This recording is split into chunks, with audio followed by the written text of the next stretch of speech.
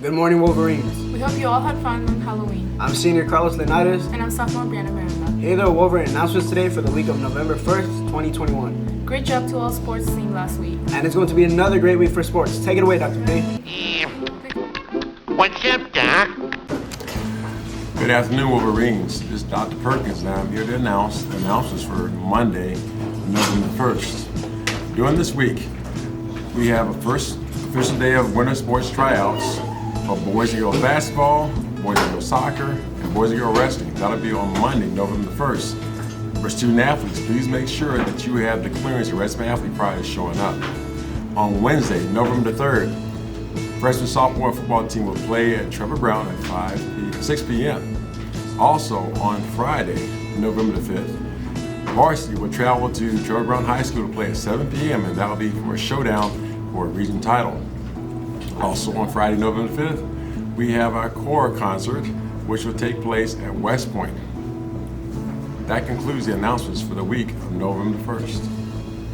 Thanks for the sports update, Dr. P. Spooky season officially over, so now it's time to get ready for Thanksgiving. Can't wait for all the good food. Don't forget to go buy your yearbooks. The price has gone up and they are now $60. Hurry and get them because the price will go up again. If you're a student who still has the library books or computer equipment from pre-COVID days, make sure you return your items ASAP.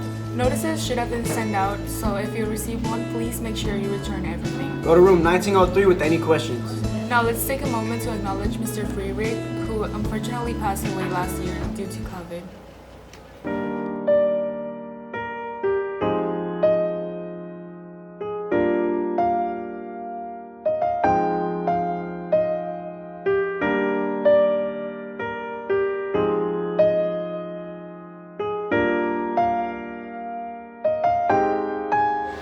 I honestly don't know what to say because it's really hard for me because he was my best friend here, right?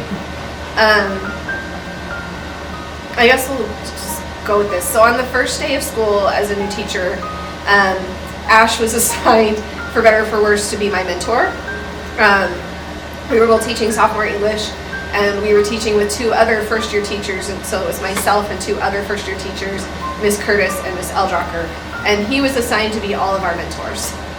And his sense of humor really kind of helped us through the year because we had no idea what we were doing at first, and he was able to just kind of lighten the mood no matter what when we were all stressed out or worried. But the cool thing that I liked about Mr. Friedrich is you could always see it wasn't just he didn't just have a passion for what he was doing here in the job with his students, but as a coach, he really thrived out on the field with his kids, especially as a baseball coach. And the impact that I saw him making in the lives of his athletes as well as his students, and just how much he knew he cared. He always cared about things.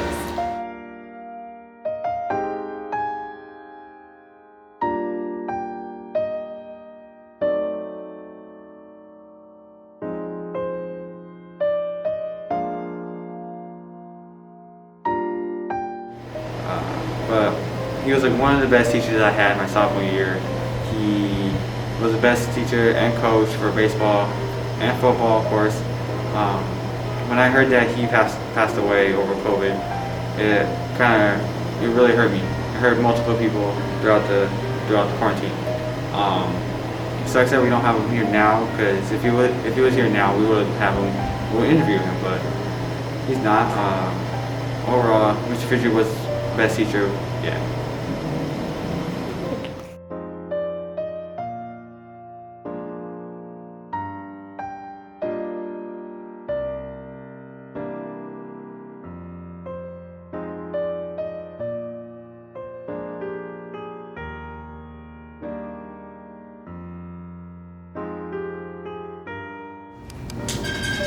Oh boy, where do I start?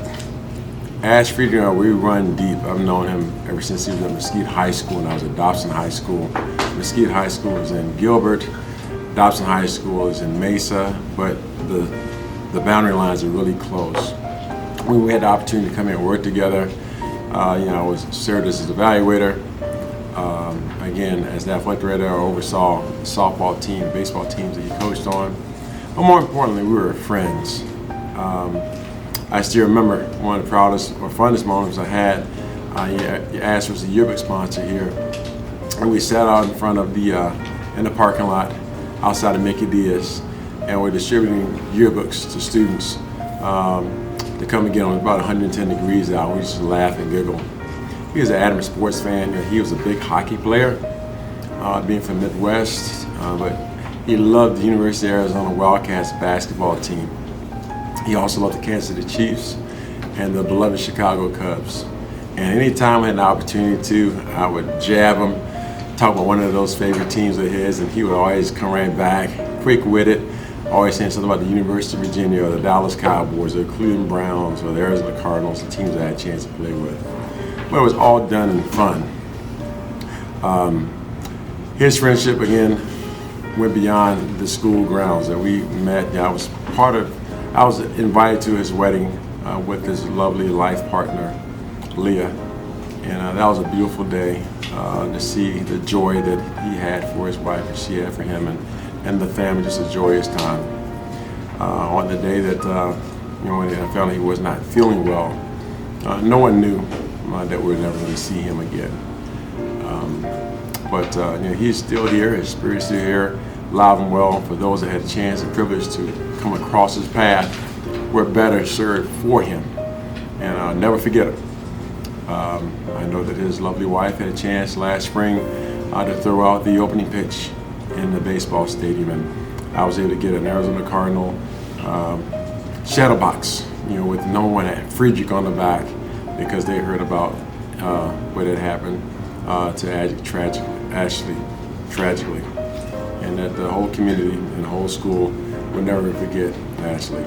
And when we get done with some construction on campus, and speaking to his mother, and we're going to have a tree or a bench or something dedicated, as a memorial for Ash, because he had that much of an impact, not just on our students and staff, but definitely on me and our community overall. We miss you. We love you. Your spirit is very much still with us.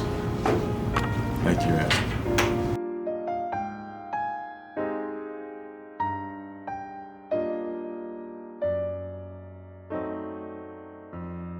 Thank you, that was beautiful. But that's all the announcements we have. And as always, you know the vibes.